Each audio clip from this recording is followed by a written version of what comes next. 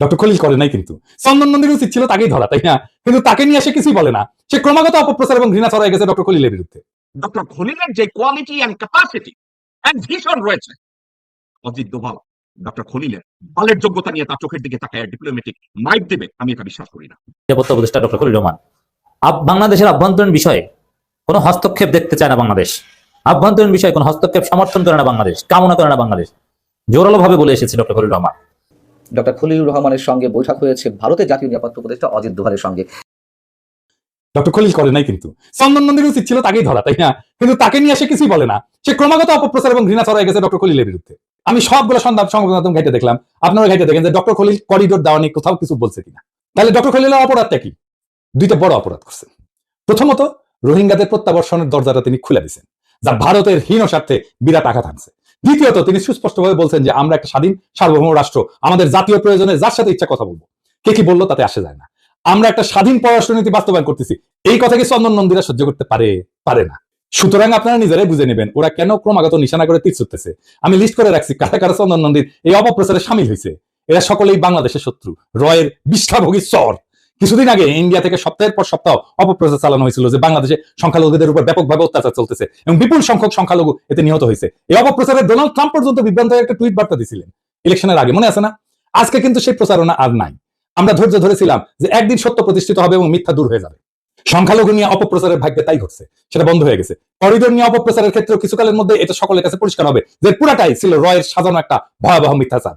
আমাদের কেবল একটু ধৈর্য ধরে থাকতে হবে। তবে আপনারা নিশ্চিন্ত থাকতে পারেন, বাংলাদেশ যদি ভারতের কাছে আত্মসমর্পণ না করে তাহলে আগামী দিনগুলোতে এই ধরনের অপপ্রচার চলতেই থাকবে। ভারতের লাই ফ্যাক্টরি বা মিথ্যাবাদের কারখানা থেকে প্রস্তুত এই সমস্ত অপপ্রচার রোধের একমাত্র ওষুধ এগুলোকে পাত্তা না দেওয়া। দেখবেন একদিন এমনিতেই এগুলো বন্ধ হয়ে যাবে। তবে আমাকে যেটা সবচেয়ে বিস্মিত করছে তা হলো বাংলাদেশের প্রধান রাজনৈতিক দল বিএনপি এবং ওয়াকার চন্দন নন্দীর এই করিডোরের ডিসইনফরমেশনকে বিনা প্রশ্নে মেনে নিছে। ওয়াকার তার প্রতিধ্বনিও করছে। বিএনপি কেন প্রশ্ন করেনি যে আমেরিকান প্রক্সি যুদ্ধের এই দাবির বিরুদ্ধে মায়ানমার অথবা চীন কেন কিছু বলে নাই? অথচ ভারতীয়রা নিয়ে হইচই করতেছে।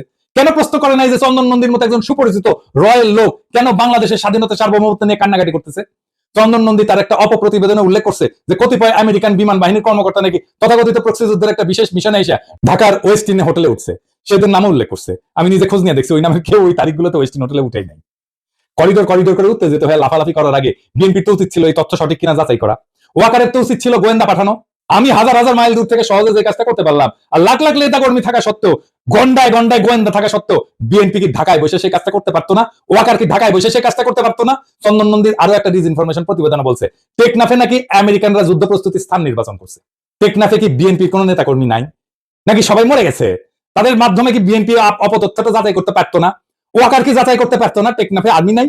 তাইলে আমাদের ধরে নিতে হবে হয় বিএনপি দেশ পরিচালনার অযোগ্য একটা অপদার্থ দল, অথবা ওয়াকার নিজেই বুঝে না কেমনে সত্য খুঁজে নিতে হয়, অথবা তারা স্বেচ্ছায় চন্দন নন্দীর অপপ্রচারে ইন্ধন যোগাচ্ছে। তারা কেন এই কাজটা করলো তার সদুত্তর বিএনপিকে দিতেই হবে। তা না হলে আমরা ধরে নিব বিএনপি ক্ষমতায় গেলে রোহিঙ্গা প্রশ্নে দিল্লি দাসী হাসিনার পথ ধরে আসবে। তারা নিজেরাও রোহিঙ্গা সমস্যার সমাধান করার চেষ্টা করবে না। অন্তর্বর্তীকালীন সরকারকেও তা করতে দেবে না। ভারতের কালাদান মাল্টি মডেল ট্রানজিট প্রকল্প যাতে নির্বিঘ্নে পরিচালিত হতে পারে সেই উদ্দেশ্যে তারা রোহিঙ্গাদের রাখাইনে ফিরে যেতে না দিয়া ভারতের হীন স্বার্থ রক্ষা করবে। এই বিএনপি কি তাহলে আমি 2.0? আমরা আরো ধরে নেব কক্সবাজারের পুরাতন বদির বদলে বিএনপি ক্ষমতা পেলে নতুন একজন বদিকে মাদক সম্রাট হিসাবে অধিষ্ঠিত করবে। আমরা তার চেহারাটা কিছুটা হলে আন্দাজ করতে পারি আর কি। আগামীতে হয়তো আমরা মেজর সিনহার মতো আরো অনেককে খুন হতে দেখব। এইসব প্রশ্নের গ্রহণযোগ্য জবাব জাতির কাছে বিএনপির প্রকৃত নেতা জনাব তারেক রহমানকে দিতে হবে, কারণ তিনি নিজেই তথাকথিত করিডোর কথাটি ব্যবহার করে বস্তুত চন্দন নন্দীর অপপ্রচারকেই পুনঃপ্রচার করছেন। এইবার আইটি উপদেষ্টাকে বলি, আপনারা বসে বসে এই চন্দন নন্দীর এই বালসালের এই লিঙ্ক বন্ধ করে দিতে পারেন না? বাংলাদেশে সে একটার পর একটা অপপ্রচার চালায় যাবে বাংলাদেশের বিরুদ্ধে, ওই লিঙ্কটা বন্ধ করে দেওয়া উচিত আপনাদের। আমি বিশ্বাস করি অন্তর্বর্তীকালীন সরকার চন্দন নন্দী এবং বাংলাদেশে তার অনুগত কুলাঙ্গারদের এই সমস্ত অপপ্রচারে বিচলিত হবেন না। আপনারা রোহিঙ্গাদের প্রত্যাবর্ষণে আপনাদের প্রচেষ্টা অব্যাহত রাখেন। বিষয়টাকে ইতিমধ্যে আপনারা অনেক দূর আগে নিয়েছেন। 8 বছরে যা হয়নি 8 মাসে আপনারা তাই করছেন। রোহিঙ্গাদের মায়ানমারে প্রত্যাবর্ষণের এটাই আমাদের লাস্ট চান্স। এই সরকারের আমলে যদি রোহিঙ্গা প্রত্যাবর্ষণ শুরু না হয় তাহলে আমি গভীরভাবে শঙ্কিত যে আগামী সরকার তা আদৌ করবে কিনা। আমাদের সবাইকে মনে রাখতে হবে রোহিঙ্গাদের যদি আরাকানে ফিরায় নেওয়া না যায় তাহলে বাংলাদেশ রাষ্ট্রবিহীন বিভিন্ন জনগোষ্ঠীর একটা ডাম্পিং গ্রাউন্ডে পরিণত হবে। দেখতেছেন না ইন্ডিয়া পুশিং করতেছে, আগামীতে আরো দেখবেন অবৈধ বাংলাদেশি তকমা দিয়া ভারত থেকে বিপুল পরিমাণে মুসলমানকে বাংলাদেশে বিতাড়িত করা হচ্ছে। এই মুহূর্তে অবৈধ বাংলাদেশে অবৈধ করে ভারতীয় লোকজনদেরকে পুশিং করে ভারত সেই ইঙ্গিতে আমাদেরকে দিচ্ছে। এটাই হচ্ছে বাংলাদেশের বিরুদ্ধে ভারতের চূড়ান্ত লক্ষ্য। চন্দন নন্দী আর তার ভারতীয় দেশীয় অনুচরেরা এই লক্ষ্যকে আগায় নেওয়ার জন্য বাংলাদেশের বিরুদ্ধে নিরন্তর কুৎসিত অপপ্রচারে লিপ্ত হয়েছে। আমরা কোটি কোটি প্রাণ কোরবানি দেওয়া হইলেও তাদের কোনোভাবেই জিততে দেব না। ইনকিলাব জিন্দাবাদ। I think something is missing. কেন? কারণ বাই প্রোটোকল বাংলাদেশের প্রতিরক্ষা মন্ত্রী গেছে তার কাউন্টারপার্ট রাজনাথ সিং এর থাকার কথা, কিন্তু আলোচনায় বিভিন্ন জায়গায় আমার কাছে অনেকগুলো ছবি এবং ভিডিওস আমি দেখেছি, সেখানে দেখেছি অজিত দোভাল এবং ডক্টর খলিল কথা বলছে। আরো একটা কথা, এখানে কি তহিদ হোসেনকে নেওয়ার কথা ছিল? ভাইরে, তহিদ হোসেন হচ্ছে ঠিক মোমেন, সালাউদ্দিন এবং আমির খসরু মাহমুদের মতো ও ধরনের বালছল। আপনারা যদি ওখানে গিয়ে দেখেন অজিত দোভাল মাথায় দিয়ে বসে রয়েছে খলিলের সামনে, তহিদ হোসেন যদি যাইতো তার মাথাটা দেখতেন অজিত দোভালের ধুতির মধ্যে। ওকে, তো এখন আলাপ আলোচনার ক্ষেত্রে যে বিষয়গুলো নিয়ে আলোচনা হবে, স্পেসিফিক যে আলোচনাটা হবে, আমি 110% শিওর হাসিনা এবং কামাল এদের মৃত্যুদণ্ড নিয়ে তাদের চুলকানি আছে। আরো চুলকানি আছে যে 26 জন সেনা অফিসারকে গ্রেফতার করছে, এটা নিয়ে অনেক আলাপ আলোচনা তাদের আছে, বোঝাপড়ার আছে। 2, 3, বাংলাদেশের পোর্টের সাবজেক্টে বাংলাদেশের সাথে এয়ারপোর্টে আগুন, বিভিন্ন জায়গায় আগুন, এর প্রত্যেকটা জায়গায় ভারতের কৃতকর্ম সম্পর্কে ডক্টর খলিল জানেন। ডক্টর খলিলকে অবহিত করা হয়েছে। আপনাদের কাছে একটা কথা বলি, যেটা বাংলাদেশের মিডিয়া বা আমেরিকান এই অন্যান্য অনলাইন অ্যাক্টিভিস্টদের কেউ এটা নিয়ে আলোচনা করে নাই। ডক্টর খলিলকে ডিজিএফআই ব্রিফিং দেয় না, ডক্টর খলিলকে এনএসআই ব্রিফিং দেয় না, এএসইউ ব্রিফিং দেয় না, কিন্তু তাদের চেয়েও ভালো কেউ ডক্টর খলিলকে ব্রিফিং দেয়। আমি বললাম না কে ব্রিফিং দেয়, আমি ওয়াকারের চোখের দিকে তাকায় বলছি, ওয়াকারের বাচ্চা, মির্জাফর শুয়ারের বাচ্চা, তুই আমার কথা শুনিস? আমার কাছে একবার না, আমার কাছে ডিফারেন্ট সোর্স আছে, কুত্তা বাচ্চা, তুই আমার কথাবার্তা শুনিস? তুই ডিজিএফআই এর বলবি খলিলকে ব্রিফিং না দেওয়ার জন্য? ওয়াকার, তুই এনএসআই এবং এএসইউ কে বলবি খলিলকে ব্রিফিং না দেওয়ার জন্য? মাদার চোদ, তুই নিজে জানিস খলিল ব্রিফিং পায়, ইন্টেলিজেন্স ব্রিফিং, সেটা তোর ব্রিফিং এর চেয়ে কোন স্ট্রং ব্রিফিং ডক্টর খলিল পায়। মাদার চোদ, মাদার চোদ ওয়াকার, তুই কোন জায়গায় কি করিস, তোর নুনু কোন দিকে যায় মুতার সময়, ডক্টর খলিল তা জানে। একথা বলার অপেক্ষা রাখে না সালুয়ার। তুই মনে করিস তুই এখানে বসে যা করিস, আলোচনা করিস, তুই মনে করিস তোর কথাটা কেউ বুঝবে না, কিন্তু তোর কথা সবাই বুঝে। দর্শক শ্রোতা, ডক্টর খলিলের এই বিষয়টা নিয়ে আমার কিছু সোর্স ইন্ডিয়ায় কাজ করছে, আমি এটা সম্পর্কে আপনাদেরকে আরো ব্রিফ করতে পারবো, কিন্তু এই মুহূর্তে খলিলকে ওখানে ডাকার কয়েকটা সাবজেক্টের ভিতরে 3 থেকে 4টা সাবজেক্ট। একটা হচ্ছে বিচার প্রক্রিয়া, হাসিনা এবং কামালের মৃত্যুদণ্ড, আর্মি অফিসারদের যে গ্রেফতার করছে তাদের উপরে যে ইনভেস্টিগেশন, এটা, তারপরে ভবিষ্যতে যে নির্বাচন হবে এবং কনস্টিটিউশনাল অ্যামেন্ডমেন্ট, এটা নিয়ে জুলাই সনদ নিয়েও তারা আলাপ আলোচনা করবে। কারণ জুলাই সনদের উপরে আপনারা চিন্তা করে দেখেন, ভারতের পর্যন্ত আপত্তি আছে। যে আপত্তিটা তারা সালাউদ্দিনকে দিয়ে দেওয়া হইতেছে, যে আপত্তিটা তারা আমির খসরু মাহমুদ, আব্দুল্লাহ আল মিন্টু এবং বিএনপি কুত্তা বাচ্চা খানকি মাগি তাদেরকে দিয়ে জুলাই সনদের উপরে তারা অবজেকশন দিচ্ছে, এবং গণভোট নিয়েও তাদের আপত্তি আছে। আপনারা অবাক হচ্ছেন না? ভারতের আপত্তি বাংলাদেশের গণভোট নিয়ে? আরে ভাই, বউয়ের কাছে ঘুমাইতে যাবেন, ভারতের ওখানেও আপত্তি আছে, কারণ আপনার বউকে তারা সরস্বতী বানাতে চায়। বাংলাদেশের প্রত্যেকটা জনগণ, আমাদের স্ট্যান্ডার্ডকে এত নিচে নামানো হয়েছে যে স্ট্যান্ডার্ডে আমরা এখন আর মানুষের মধ্যে পড়ি। আপনারা যারা হাসিনার রাজনীতি করেছেন, এখনো চিন্তা করেন হাসিনার রাজনীতি করবেন আপনারা, আপনাদের মাথার মধ্যে শুধু একটা জিনিস আমি একটু ঢোকাতে চাই, আপনারা কি আসলে মানুষ আছেন? আপনি কি আসলে মানুষ হিসাবে কি গণ্য করছেন? 4টা সাবজেক্ট এই মুহূর্তে বিস্ফোরক। ভারত এটা নিয়ে ডক্টর খলিল এবং ডক্টর ইউনূসের সাথে যদি তারা আলাপ আলোচনা না করে, ভারতের পণ্ডিতরা অজিত দোভাল এবং মোদীকে বুঝাইছে যে তোমরা চুক্তারানীরা যদি এই মুহূর্তে বাংলাদেশের সাথে, বর্তমান অন্তর্বর্তীকালীন সরকারের সাথে কোন রকম নিয়াজ তৈরিতে ব্যর্থ হও, you are going to take a big slap onto your ass. Therefore, এই কলম্বো সিকিউরিটি এই সামিটের কথা বইলা ওখানে নিছে। কারণ সাবজেক্টটা আমি যখন শুনছি ডক্টর খলিল ওখানে যাইতেছে, কেন সিইসি সামিটে যাবে, ওখানে 3টা সদস্য রাষ্ট্র, ভারত, শ্রীলঙ্কা এবং মালদ্বীপ। এখানে Bangladesh, what the fuck role Bangladesh is gonna play? এবং অন দ্য আদার হ্যান্ড, যখন হাসিনা চুতমারানি বাংলাদেশের ক্ষমতায়, কোন এই প্যাক্ট হয়েছে, ওই বাংলাদেশকে তো ইনক্লুড করে না। তাহলে খলিলকে হঠাৎ করে ডাকাটা তাদের ফিসফিসানিটা কেন? মেইন সাবজেক্টটা হচ্ছে বিচার প্রক্রিয়া, নির্বাচন, হাসিনার রিটার্ন, কামালের রিটার্ন। যেমন আপনাদেরকে 2 দিন আগে আমি বলেছি, আপনাদের মনে আছে কিনা জানি না, আপনাদের বাংলাদেশের প্রত্যেকটা মিডিয়া আপনাদেরকে জানানো হয়েছে হাসিনাকে কোনো রাষ্ট্র জায়গা দেয় না। বড় মিথ্যা কথা। কারণ হাসিনা যেই দেশে যাওয়ার চেষ্টা করেছে, পিছের থেকে ভারত ওই রাষ্ট্রগুলোকে বলে দিছে হাসিনাকে আশ্রয় না দিতে। এখন বলবেন কেন ভারত আমাদের বন্ধু? ভারত আমার ভাব। নিরাপত্তা উপদেষ্টা ডক্টর খলিল রহমান বাংলাদেশের আভ্যন্তরীণ বিষয়ে কোনো হস্তক্ষেপ দেখতে চায় না বাংলাদেশ। আভ্যন্তরীণ বিষয়ে কোনো হস্তক্ষেপ সমর্থন করে না বাংলাদেশ, কামনা করে না বাংলাদেশ, জোরালো ভাবে বলে এসেছে ডক্টর খলিল রহমান।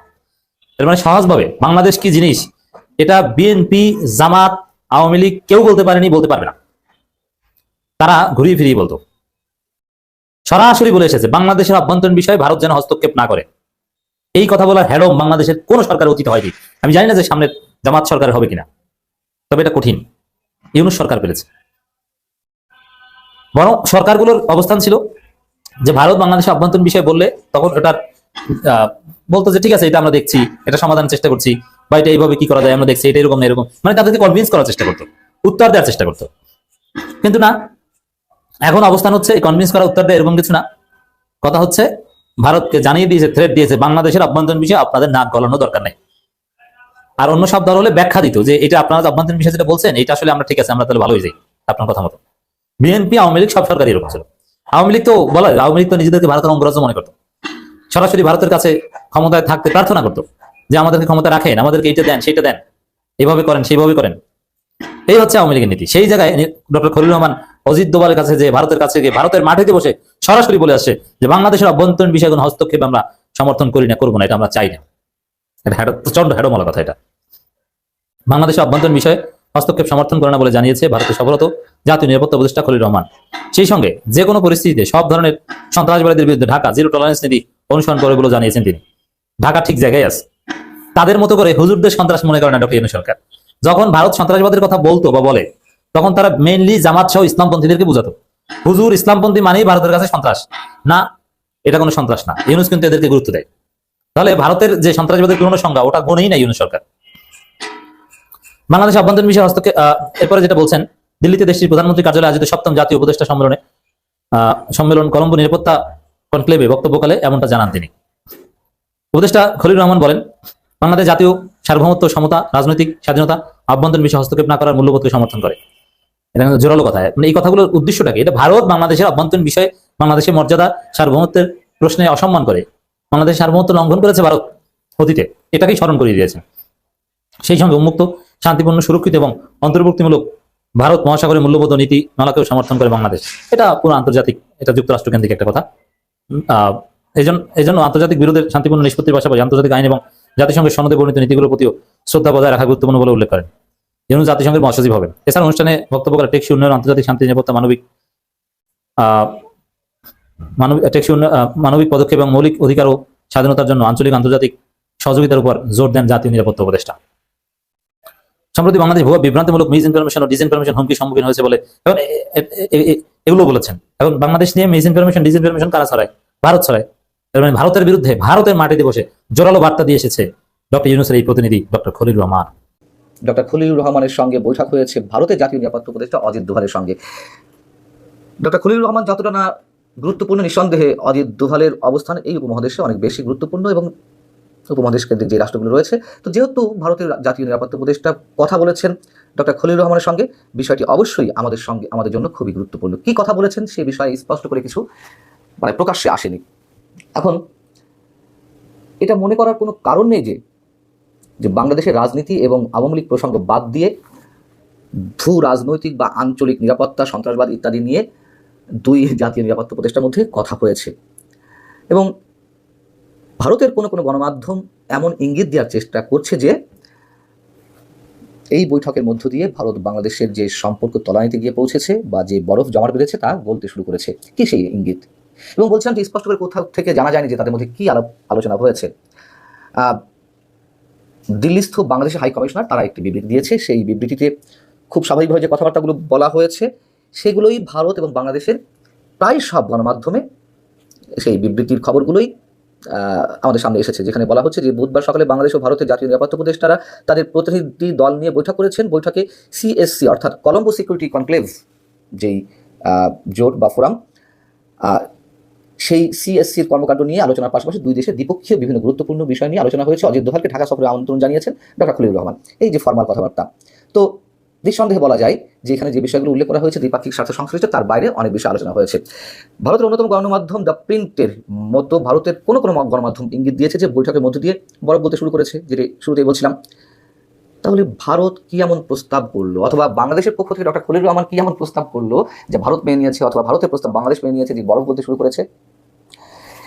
আমরা যেটুকু জানতে পেরেছি অথবা ধারণা করা যেতে পারে, তার মধ্যে যে বিষয়গুলো আলোচনা হয়েছে তার মধ্যে রয়েছে বাংলাদেশের আগামী জাতীয় সংসদ নির্বাচনে আওয়ামী লীগকে অংশগ্রহণের সুযোগ তৈরি করে দেওয়া, এবং এতে যে অজিত দোভালের পক্ষ থেকে প্রস্তাবটি ডক্টর খলিলুর রহমানের কাছে উত্থাপন করা হয়েছে সে বিষয়ে একটি ইঙ্গিত আরও স্পষ্টভাবে পাওয়া যায়।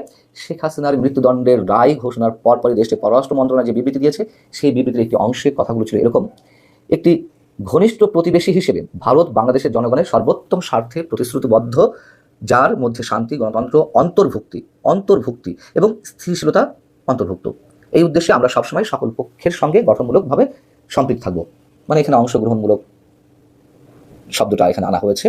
এখন আর কি আলোচনা হতে পারে তার একটু বলে রাখি যে শেখ হাসিনাকে যে ভারত ফেরত পাঠাবে না তা তো মোটামুটি নিশ্চিত, এবং সেই জায়গা থেকে আইন উপদেষ্টা যে মোটামুটি আইওয়াশ করার মতন একটি সংবাদ সম্মেলন করেছেন, সেই জায়গায় শেখ হাসিনা যে প্রসঙ্গ এনেছেন সেটা উল্লেখ করেছি। সেই বিষয়টি নিশ্চয়ই অজিত দোভাল জানিয়ে দিয়েছেন ডক্টর খলিলুর রহমানকে যে হাসিনাকে ফেরত দেওয়া হচ্ছে না। এবং পাকিস্তানের সঙ্গে বাংলাদেশের যে অতিমাত্রায় সখ্যতার সৃষ্টি হয়েছে, পাকিস্তানের গোয়েন্দা সংস্থা থেকে শুরু করে সেখানকার সরকারের বিভিন্ন পর্যায়ের উচ্চপদস্থ কর্মকর্তাদের যে আনাগোনা ঘন ঘন, তো এই সফর তো লেগেই আছে বাংলাদেশে, সেটি তো ভারতের খুব ভালোভাবে নেওয়ার কথা নয়। এবং যত জানা গেছে সেই বিষয়টিও অজিত দোভাল অ্যাড্রেস করেছেন। এবং একই সঙ্গে ভারতের প্রতিরক্ষা মন্ত্রী রাজনাথ সিং গত কয়েকদিন আগে তার একটি বক্তব্যে আমাদের প্রধান উপদেষ্টাকে উদ্দেশ্য করে যে ভাষায় কথা বলেছেন, যে শব্দ চয়ন করেছেন, আমরা তাতে আপত্তি জানাতে পারি, তবে বলেছেন তো যে ভারত সম্পর্কে কোনো মন্তব্য করতে হলে বুঝে শুনে যে কোনো মন্তব্য করা উচিত। সেই বক্তব্যই আবার তুলে ধরা হয়েছে। এবং এই যে ভারতের অ্যাগ্রেসিভনেস, এটা তো আগে ছিল অবশ্যই, মানে একটি কি বলা যায়, অস্বীকার করা কোনো অবস্থা নেই। দাদাগিরি সুলভ আচরণ ভারত অনেক সময় করেছে, কিন্তু কেন তলানিতে গিয়ে পৌঁছালো? হতে পারে আওয়ামী লীগের পতন, শেখ হাসিনাকে তারা আশ্রয় দিয়েছে, সেটা হয়তো মেনে নিতে পারেনি, কিন্তু তারপরেও তো বারবার বলি এবং আমরা এটা তো আনতেই হয় প্রসঙ্গক্রমে, সরকারের কর্তা ব্যক্তিরা যেভাবে ভারতের বিরুদ্ধে একের পর এক হুঁশিয়ার উচ্চারণ করে গেছে, বিদ্বেষমূলক বক্তব্য প্রচার করেছে, সেই জায়গা থেকে ভারতের নতুন করে এই ধরনের দাদাগিরি সুলভ আচরণ যদি করেও থাকে তাদের দৃষ্টিতে হয়তো ঠিক আছে, আমরা মেনে নিতে না পারলেও। এখন আরও যে বিষয়টি খুব গুরুত্বের সঙ্গে তোলা হয়েছে বলে জানা গেছে তা হচ্ছে, কথাবার্তা তো বটেই, সেই কথাবার্তার মধ্যে লাগামহীনভাবে ভারতকে যেভাবে উদ্দেশ্য করে হুমকি হুঁশিয়ারি দেওয়া, ভারত দখল করে নেওয়া, মানচিত্র বাংলাদেশের মানচিত্র বাড়িয়ে ভারতের বিভিন্ন অংশ তার মধ্যে অন্তর্ভুক্ত করা, এবং এখান থেকে হুঙ্কার দেওয়া হয় যে নরেন্দ্র মোদীকে গদি থেকে টেনে খেঁচে নামানো হবে, কিংবা কোনো কোনো মৌলবাদী গোষ্ঠী বা সাম্প্রদায়িক গোষ্ঠী ভারত আক্রমণের যে হুমকি দিয়ে আসছে, সেই সব জায়গা থেকে অজিত দোভাল ভারতের জাতীয় নিরাপত্তা উপদেষ্টা যতটুকু যেভাবে বলার কথা সেভাবে বলেছেন, এগুলো আমরা জানতে পেরেছি। এই বক্তব্য যে এসেছে তার একটা ইঙ্গিত পাওয়া যেতে পারে। ডক্টর খলিলুর রহমান যে বক্তব্য দিয়েছেন কলম্বো নিরাপত্তা কনক্লেভের অনুষ্ঠানে, সম্মেলনে, তিনি যেহেতু বৃহস্পতিবার সভাপতিত্ব করেছেন সেই অনুষ্ঠানে, তিনি সেখানে বলছেন যে অভ্যন্তরীণ ইস্যুতে কোনো দেশের হস্তক্ষেপের বিরুদ্ধে বাংলাদেশ কোনো ধরনের সন্ত্রাসবাদকে বাংলাদেশ প্রশ্রয় দেবে না। এবং তিনি বলছেন অতীতে বিশ্বব্যাপী সন্ত্রাসবাদ ও উগ্রবাদের কিছু চ্যালেঞ্জ বাংলাদেশও মোকাবিলা করেছে, আমরা যে কোনো পরিস্থিতিতে সকল প্রকার সন্ত্রাসবাদের প্রতি জিরো টলারেন্স নীতি অনুসরণ করি। ডক্টর খলিলুর রহমান যে বক্তব্য দিয়েছেন, এতক্ষণ বলছিলাম যে কী কী বিষয়ে কথা বলেছেন অজিত দোভাল, তার একটা ইঙ্গিত এটি, সেটি বলেছেন বিধায় তিনি তার বক্তব্যে এটি বলতে বাধ্য হয়েছেন যে আমরা অভ্যন্তরীণ কোনো বিষয় হস্তক্ষেপ করি না। আর হাসিনাকে ফিরিয়ে দেওয়ার বিষয়ে তো আমরা নিশ্চিত যে তা দেবে না। এবং নির্বাচনে আওয়ামী লীগের অংশগ্রহণের বিষয়ে কোন ধরনের ইঙ্গিত পাওয়া যেতে পারে প্রত্যেকে সেটা উল্লেখ করেছি, তারা যে বিবৃতি দিয়েছে পররাষ্ট্র মন্ত্রণালয়ের পক্ষ থেকে। তো এখন ডক্টর খলিলুর রহমান তো মার্কিন নাগরিক, অনেকেই বলেন তিনি মার্কিন এজেন্ডা বাস্তবায়নের জন্য বাংলাদেশ সরকারে তিনি অন্তর্ভুক্ত হয়েছে বা তাকে আনা হয়েছে। খুব স্বাভাবিক, তিনি মার্কিন নীতির বাইরে যেতে পারবেন না। এবং যদ্দূর শোনা যাচ্ছে যে ভারতের সঙ্গে আবার যুক্তরাষ্ট্রের অন্য জায়গা থেকে একটি সমীকরণ আমরা দাঁড় করাতে পারি, যে তাদের মধ্যে যে একটা সম্পর্কে শিথিলতা দেখা দিয়েছিল সেটি আবার উষ্ণতা দিকে গড়াচ্ছে। তারপরেও যুক্তরাষ্ট্র তার নীতি বাস্তবায়ন করবেই, এটুকু আমি সবসময় বলে থাকি। শেষ বলতে কিছু নেই আন্তর্জাতিক কিংবা আঞ্চলিক ভূ রাজনীতির ক্ষেত্রে। এবং ভারতে যে তাদের স্বার্থের জন্যই আওয়ামী লীগকে সাপোর্ট দিয়ে যাচ্ছে, আওয়ামী লীগের স্বার্থের জন্য নয়, তাদের স্বার্থের জন্য, এ কথাও অস্বীকার করার কোনো উপায় নেই। তো সব কিছু মিলিয়ে এটুকু বলা যেতে পারে যে এই বৈঠকটি যেভাবেই হোক, যে দৃষ্টিকোণ থেকেই হোক, দুই দেশের দুই জাতীয় নিরাপত্তা উপদেষ্টার মধ্যকার এই বৈঠক অবশ্যই অনেক বেশি গুরুত্বপূর্ণ, এবং বাংলাদেশের যে রাজনীতি অদূর ভবিষ্যতে সেখানে যে কোনো মোড় লাগতে পারে বা মোড় নিতে পারে, এটুকু আমরা বলতে পারি।